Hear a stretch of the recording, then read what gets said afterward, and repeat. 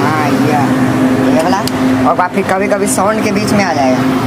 Music part में ये सब लगेगा अपना, है ना? हाँ, आप कैमरा नहीं देखेगा, आप खाली बताइएगा। हाँ ऐसे का, ऐसे का। हाँ ठीक है, ऐसे से मतलब बताइए। फेमस हो गए।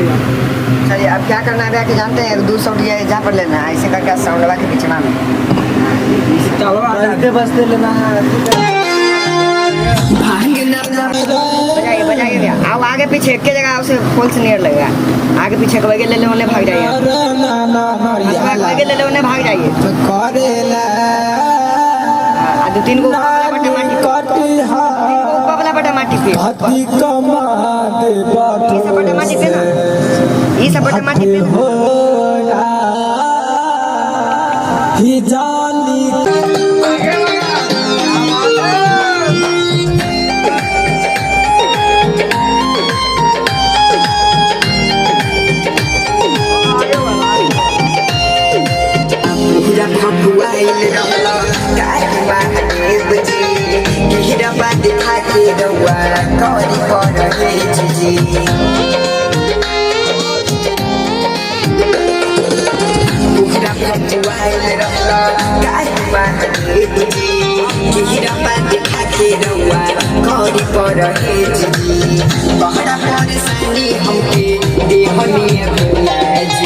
हमनी के देखी हंसी देवलों के टोला जी, पीस पीस दे बना दो बल कर माथा नहीं करना भूखा बल कर, पीस पीस दे बना दो बल कर माथा नहीं करना भूखा बल कर।